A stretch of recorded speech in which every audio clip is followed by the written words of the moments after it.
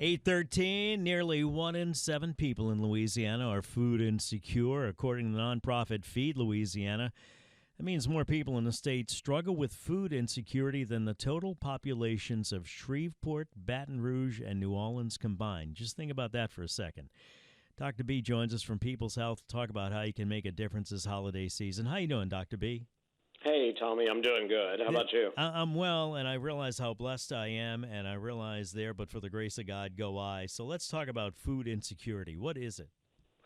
Yeah, sure. So, when you're food insecure, what it means is that you just don't have enough food to live, a real active and healthy life. And for some people, that can be just having to skip occasional meals or maybe eat smaller portions than you otherwise would.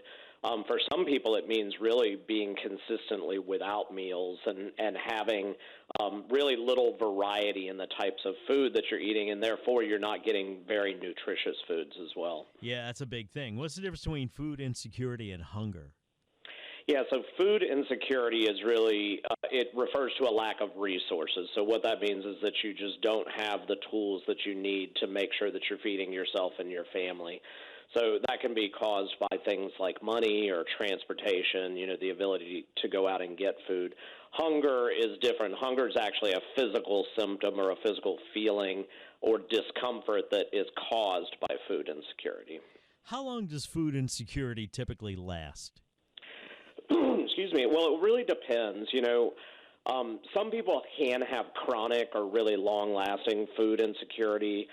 That can last for a very long time, and it can be very difficult to recover from. And it's typically related to people that are living in poverty or maybe they're homeless. And, for some people, food insecurity may be just a temporary thing, a temporary instance, and it may be caused by either the loss of a job, so suddenly you find yourself laid off. Maybe you've had other expenses, maybe medical expenses that really make it hard for you to access food in the short term. So some people can actually return to a point where they're no longer food insecure, but again, for others, it can last for a very long time. And there's more than an inconvenience. Food insecurity can affect health, right? Yeah, absolutely. And I know we've talked about this a lot. Our diets and health are completely interconnected. And so people that have food insecurity are much more likely to develop a lot of long-lasting health problems. It can be anything from depression to diabetes, heart disease, all the things we've talked about before. And they can actually have higher health care costs, and they can go into the hospital more frequently because of those conditions. And, a healthy diet is really essential for good health. It fuels your body, helps to protect you from certain illnesses, gives you energy to stay active and exercise. And if you can't get those nutritious food items, then you don't get the benefits of that type of diet. And people who are food insecure typically can also have decreased access to quality health care. And so they may have to choose between buying food or something like filling their prescriptions. Mm-hmm. So it can be really, really impactful to individuals. Who is most impacted by food insecurity? Yeah, absolutely. Our older adult population has a much higher food insecurity rate. And in Louisiana, amazingly, it's about 13% of all our seniors are food insecure. So that's about 1 in 8, which is actually double the national average. And, keep in mind that older adults have a lot more serious health problems, so food insecurity is going to actually exacerbate a lot of those problems and can really lead to a lot of serious consequences for their health. So you're food insecure, you have health problems, then you are in an even deeper hole because you have more medical bills.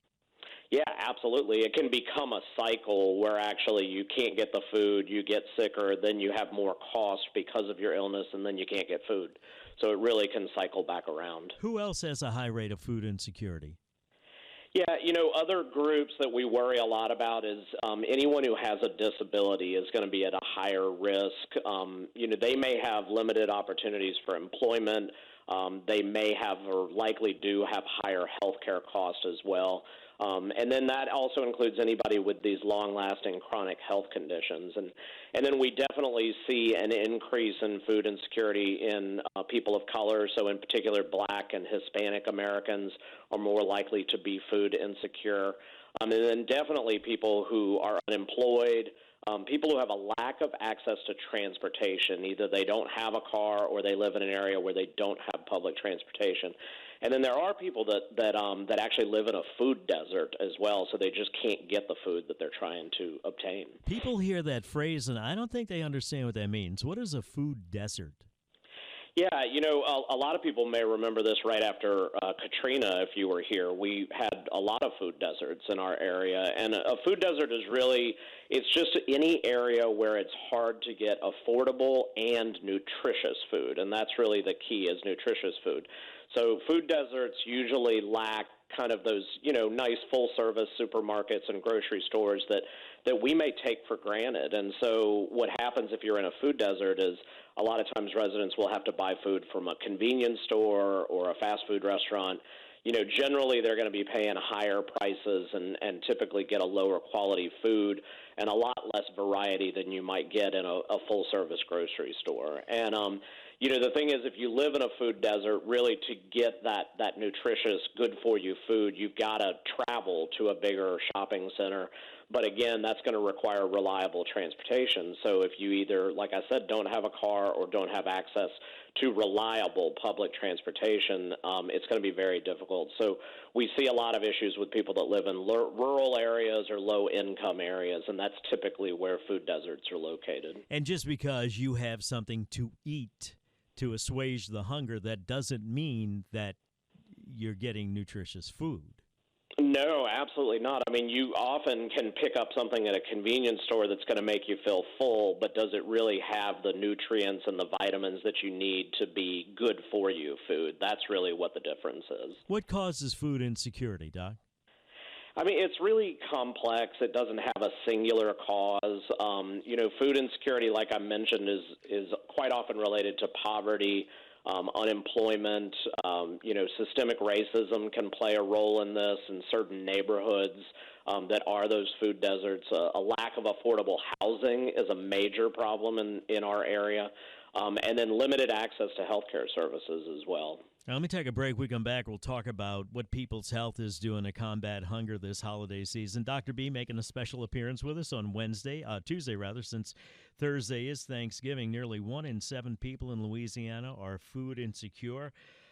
The majority of them elderly people who would have to choose sometimes between food and medicine. You hear me talk about that often. We'll take a break, pick it up, we come back and find out what People's Health is doing to help combat hunger this holiday season. How you can help as well. Dr. B, our guest, 821 Traffic Now, WWL. 826, Tommy Tucker, WWL, special Tuesday edition of Dr. B, Dr. Brent Wallis, Chief Medical Officer of People's Health since Thursday's Thanksgiving. And along those lines, we're talking about food insecurity. Nearly 1 in 7 people in Louisiana are food insecure. And Dr. B, what is and how is People's Health helping combat hunger this holiday season? Yeah, so, you probably know People's Health serves more than 100,000 plan members all across Louisiana, and most of those members are older adults. And so we've got a lot of experience in this, and we really understand some of those challenges that seniors can face, and they're all exacerbated during the holiday season. And so that's why we have partnered with Second Harvest Food Bank really every year for the last 12 years in a row to bring Thanksgiving meals to seniors. And, our employees really help to prepare and serve those nutritious meals to the local councils on aging. We actually have employees that are volunteering this morning with Second Harvest, preparing and packaging meals for the Parish area. How can others help combat hunger this holiday season? Yeah, I mean, this is a great time of year, and I think it's, we should do this year-round, but we really think about it a lot, especially during Thanksgiving. So if you live in the New Orleans area or the Lafayette area, I kind of urge you to consider volunteering with Second Harvest Food Bank, or any other food-type service. And you can actually help to prepare meals. You can package donations. You can even deliver food to members of your community. And you can also donate to your local food banks as well. You can donate food. You want to probably look at their donation guidelines, because you don't want to just grab all the stuff you don't want out of your pantry. You want to bring stuff that is good, healthy, nutritious food to provide to these food banks so that they can distribute that to seniors. And, Second Harvest is no-hunger.org. They have a lot of information on there. But you can also look for local opportunities. There are a lot of community refrigerators. A lot of neighborhoods have set up places where you can bring healthy food and store it in a refrigerator so people can access it if they need it. Schools quite often need some help as well, so they can actually they have school food pantries that you can donate to. And then you may just want to, walk your neighborhood and see if there's a neighbor who doesn't have the ability to travel to a grocery store, and pick some stuff up for them. It'll make you feel good, and hopefully it'll get them a nice, nutritious meal as well. And to be clear, people can be obese and be undernourished. Absolutely. In fact, it's relatively common because you're eating all of those items that are high in calories but really low in nutrition. And so that can actually, like we said, lead to a lot of these health problems that we see. How about on the other side of it, Doc? How can people that are food insecure, how can they get help? Yeah, so if you have food insecurity or you know anyone who does, really one of the best places to start is call the National Hunger Hotline. So it's 1-866-3-HUNGRY. And a representative there is going to answer the phone. They're going to help you find all the government assistance programs and any local resources that may be in your area. They can identify and point out to you meal sites and food banks, places where you can really go to get some assistance. And on a different note, that Medicare deadline is approaching, right? It is, yeah, actually December 7th, so we've got a couple more weeks left. And so we are still hosting a lot of in-person benefit presentations across Louisiana. You can find all those listed on our website at peopleshealth.com/meetings. And like I always say, you can come visit us, too. We'd love to see you during the holiday season at our People's Health Medicare Center on Veterans right next to Party City. And you can walk in or you can call us and make an appointment. It can get complicated. I know y'all do a good job of explaining. Dr. B, thank you so much. Y'all have a nice Thanksgiving. Thanks, Tommy. You too. Give those boxes a treat. Make sure there are no bones in it, all right? Oh, they're going to get a lot. I'll bet they will. Thank you, sir. And also, too, if you want to find out more about People's Health, go to peopleshealth.com or call them at 1-800-978-9765. And a beautiful facility in Metairie on Vets, 3017. That's next to Party City. We were out there a couple of weeks ago. Appointments are recommended, but walk in. And you can go with your parents, and they'll sit down and explain the whole thing to you. 8:31, we come back. We'll talk to the executive director of CCA Louisiana. Speckled trout limits have changed. Right now, it's time for WWL First News.